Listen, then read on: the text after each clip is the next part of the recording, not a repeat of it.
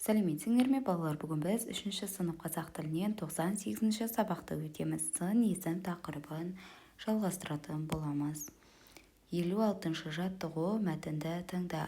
Атан түйе шөккен.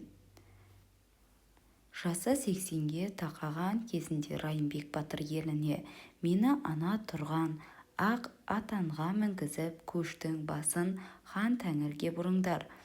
Ақ атан шөккен жерге елді қоныстандырыңдар депті. Бәрі қарт батыр айтқандай болады. Ел көшін тауға қарай бұрады. Көш қазіргі Алматы қаласы Райымбек даңғылы бойындағы орталық зират орналасқан жерге жетіп тоқтайды. Сол араға атан түйе де шөгеді. Ел осы араға қоныстанады. Көп ұзамай Райымбек батыр дүние салады. Батырдың зираты да сол жерге орнайды. Бабаңнан саған не қалған кітабынан алынған мәтін. Енді бұл жердегі сұрақ бізде мәтін неліктен атан түйе шөккен жер деп аталған? Себебі ол жерге Райымбек батырдың атан түйесі шөккен, сол жерге ел қоныстанған. Сондықтан мәтін солай аталған. Келесі сұрақта мәтіннен сын есімдерді тап. Бұл жерде сын есімдер ақ қандай, ақ, қарт қандай, қандай ата, қарт ата болады.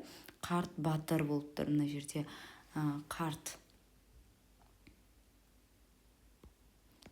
Ақ атан, қандай атан, ақ атан сын есімдер. Келесі тапсырма бізде мақалдардың ішінен мәтін мазмұнына сәйкес келетінін тауып жаз. Бірінші бізде егіннің жайын еккен білер. Ексең егін, ішерсің тегін. Келесінде сәуір болмай тәуір болмас. Отансыз адам ормансыз бұлбұл, айлалы батыр алдырмас. Еңбегің қатты болса, татқаның тәтті болар. Бұл жерде айлалы батыр алдырмас деген мәтін мазмұнына сай келетін мақал. Келесі жаттығуда кестені толтыр. Адамға тән қасиеттер жағымды және жағымсыз болып бөлінеді. Жағымды қасиеттер қайырымды, тағы жалғастыруымыз қажет. Мейірімді, ақылды, адал, еңбекқор, батыл, сабырлы, кішіпейіл болады. Ал жағымсыз қатыгез, өтірікші, жалқау, дөрекі, ашушаң, қызғаншақ, мақтаншақ, сараң. Жағымсыз қасиеттер. Келесі тапсырмада шығармашылық үзіліс, сөздіктегі сөздер қай қарындаш түсіне сәйкесетінін тап. Содан соң оларды тіркестіріп жаз деп тұр. Аю, яғни аю бізде қоңыр болуы мүмкін, ақ болуы мүмкін. Ақ аю немесе қоңыр аю. Тағы қар, ақ қар болады. Шоколад, қара, ақ шоколад немесе қоңыр шоколад.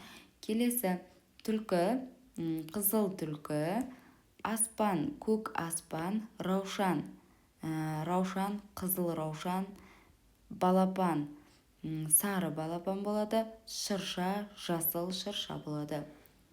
Яғни біріншісі бізде қоңыр аю, ақ қар, ақ шоколад, келесі қызыл түлкі, көк аспан, сары балапан, қызыл раушан, жасыл шырша болады.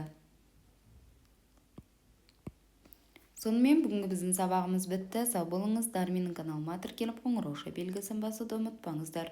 Күнделікті тапсырмаларды бірге орындайық. Егер сұрақтарыңыз болса, сообществоға комментария жазсаңыздар, немесе астындағы комментария жазсаңыздар, міндетті түрде жауап беріп өтемін.